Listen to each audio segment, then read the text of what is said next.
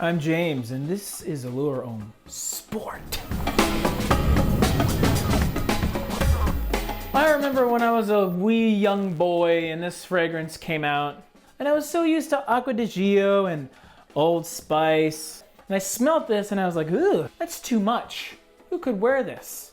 But even as a young, naive little man, once that fragrance dried a bit, I could not stop smelling my arm. Allure Homme Sport was released as a fresher, warmer weather version of Allure Homme. While there are some similarities once the fragrance settles on your skin with the use of tonka bean and a little bit of sandalwood, the beginning and middle is quite different. The fruity opening in Allure Homme Sport is very, very prevalent with orange.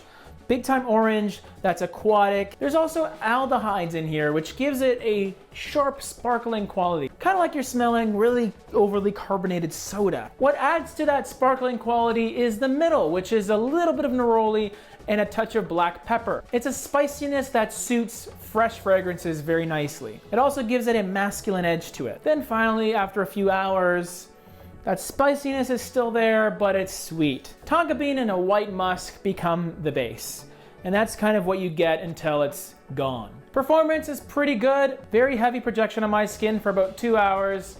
Longevity is about 6 to 7 in the warm weather because you'll want to wear this when it's warmer, but you'll probably sweat it off. Why I love this. Allure Homme Sport has been a staple in men's perfumery since it was released. It is one of the few sport flankers that has served as a signature scent for many, many, many dudes out there. It's a very nice combination of a fresh, masculine spiciness mixed with a comforting sweetness as well. In fact, the added freshness in Allure Homme Sport kind of dethroned the original because men were gravitating to these clean, fresh scents, and that's what Chanel gave them without selling out completely and just doing a totally basic citrus fragrance. Why this kind of sucks?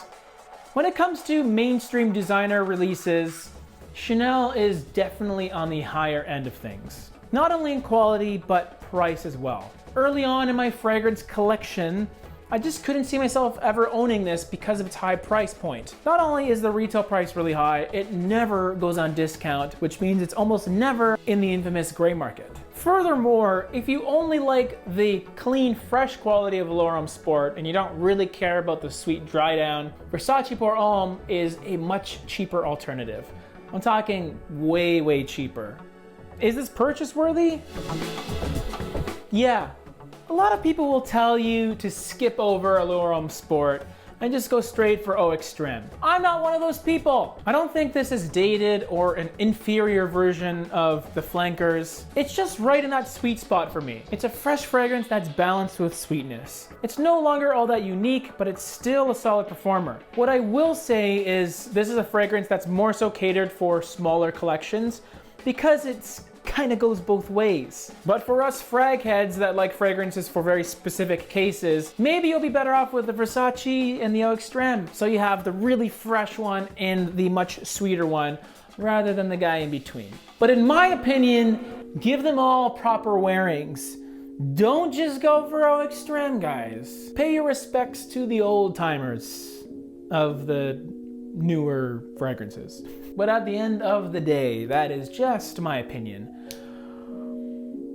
Just get your own already, Jesus.